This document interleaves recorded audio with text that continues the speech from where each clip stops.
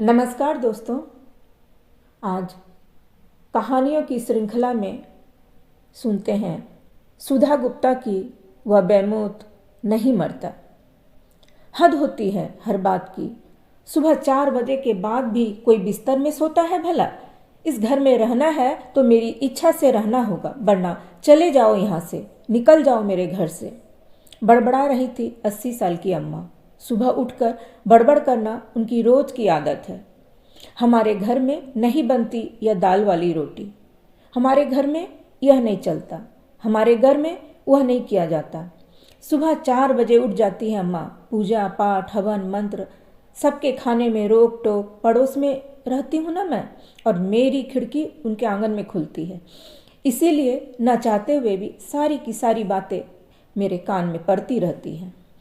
अम्मा की बड़ी बेटी अक्सर आती हैं और महीना भर रह जाती हैं। घूमती हैं अम्मा के आगे पीछे, उनका अनुसरण करती हुई। आंगन में बेटी की आवाज़ गूंजी, अम्मा पानी उबल गया है, अब पत्ती और चीनी डाल दूं? नहीं, थोड़ा सा और उबलने दे। अम्मा अखबार पढ़ती हुई बोली। मुझे हंसी आ गई थी कि 60 साल की बेटी माँ से चाय बनाना सीख रही थी। अम्मा चाहती हैं कि सभी पूरी उम्र उनके सामने बड़े ही न हों। हाँ, अब चाय डाल दे, चीनी और दूध भी, 2-3 उबाल आने दे। हाँ, अब ले आ। अम्मा की कमजोरी हर रोज मैं महसूस करती हूँ।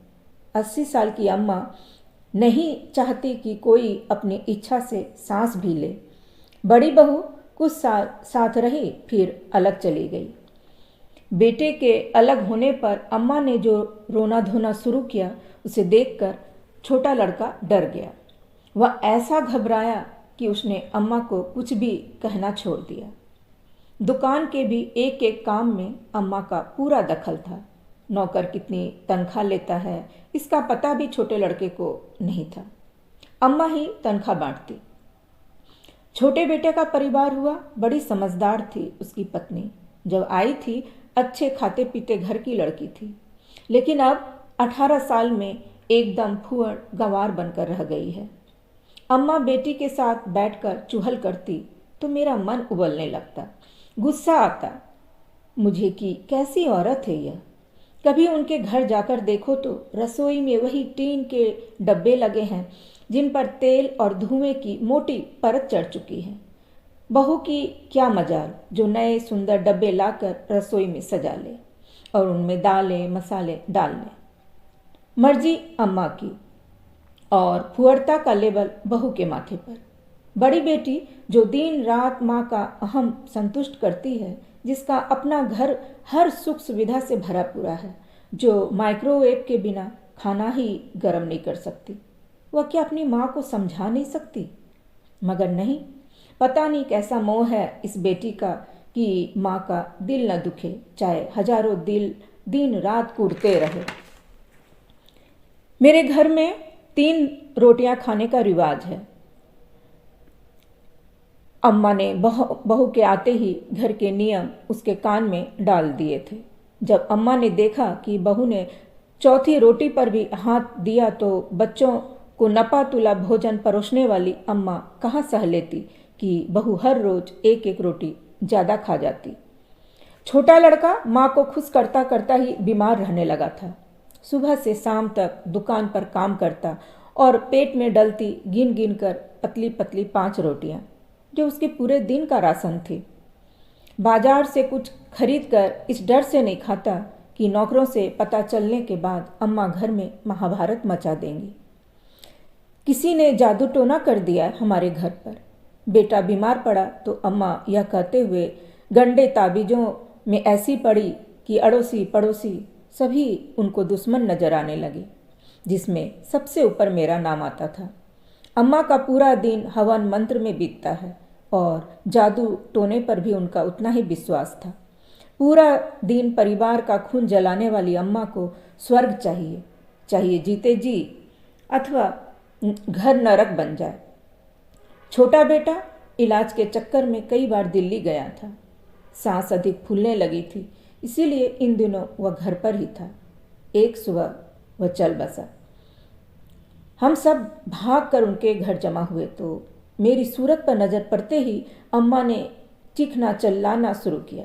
हाय, तू मेरा बेटा खा गई, तूने जादू टोने किए, देख मेरा बच्चा चला गया। अबाक रह गई मैं। सभी मेरा मुंह देखने लगे। ऐसा दर्दनाक मंजर और उस पर मुझ पर ऐसा आरोप। मुझे भला क्या चाहिए था अम्मा से जो मैं जादू टोना करती? अरे बड़की बहू तेरी बड़ी सगी है ना, सारा छोटा न ले जाए इसीलिए उसने तेरे हाथ जादू टोने भेजे दिए थे।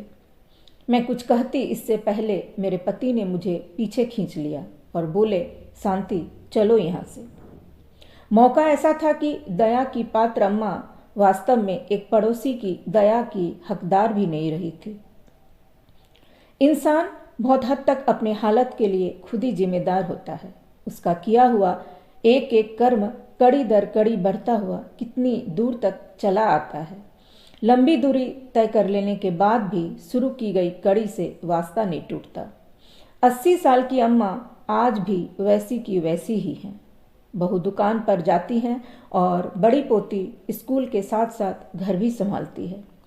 अम्मा की सारी कड़वाहट अब पोती पर निकलती है। 4 साल हो गए बेटे को गए। इन 4 सालों में अम्मा पर बस इतना ही असर हुआ कि उनकी जवान की धार पहले से कुछ और भी तेज हो गई है। कितनी बार कहा कि सुबह सुबह शोर मत किया करो अम्मा, मेरे पेपर चल रहे हैं, रात देर तक पढ़ना पड़ता है और सुबह 4 बजे से ही तुम्हारी किटकिट किटकिट शुरू हो जाती है। एक दिन बड़ी पोती ने चीख कर कहा तो अम्मा सन रह गई। रहना है तो तुम हमारे साथ आराम से रहो, वरना चली जाओ बुआ के साथ। दाल वाली रोटी पसंद नहीं तो बेशक भूखी रह जाओ, सादी रोटी बना लो, मगर मेरा दिमाग मत चाटो, मेरा पेपर है। हाय हाय, मेरा बेटा चला गया तभी तुम्हारी इतनी हिम्मत हो गई। अम्मा की बातें बीच में काटते हुए पोती बोली, बेटा चला गया तभी तो तुम्हारी भी हिम्मत होती है उठते बैठते हमें घर से निकालने की। पापा जिंदा होते तो तुम्हारी जवान भी इतनी लंबी न होती। खिड़की से आवाज़ें अंदर आ रही थी। अपने बेटे की कभी पेट भर अगर खिलाया होता तो आज हम भी बाप को न तरसते। अम्मा, इज्जत लेना चाहती हो तो इज्जत करना भी सीखो। मुझे पापा मत समझना, मैं नहीं सह पाऊंगी, समझी न तुम। शायद अम्मा का हाथ पोती पर उठ गया था, जिसे पोती ने रोक लिया था। तरस आता था मुझे बच्ची पर, लेकिन अब थोड़ी खुशी भी हो रही है कि इस बच्ची को विरोध करना भी आता है। पेपर खत्म हुए और एक दिन फिर से घर में कोहराम मच गया। घबराकर खिड़की में से देखा, चमचमाते 3 बड़े छोटे ट्रंक आंगन में पड़े थे, जिन पर अम्मा चीख रही थी। दुकान से पैसे लेकर खर्च जो कर दिए थे। घर में इतने ट्रंक हैं, फिर इनकी क्या ज़रूरत थी? होंगे, मगर मेरे पास नहीं है और मुझे अपना सामान रखने के लिए चाहिए। अम्मा कुली का हाथ रोक रही थी तो पोती ने अम्मा का हाथ झटक दिया था और बोली, चलो भैया, ट्रंक अंदर रखो। छाती पीट पीट कर रोने लगी थी अम्मा। पोती ने लगे हाथ रसोई में जाकर टीन के सभी डब्बे बाहर ला पटके, जिन्हें बाद में कबाड़ी वाला ले गया। पोती ने नए सुंदर डब्बे धोकर सामने मेज पर सजा दिए थे। अम्मा ने फिर मुंह खोला तो इस बार पोती शांत स्वर में बोली, मम्मी कमा कमा कर तुम्हारी झोली ही भरती रहेगी, हमें जीने कब दोगी अम्मा? जीते जी जीने दो अम्मा, हम पर कृपा करो।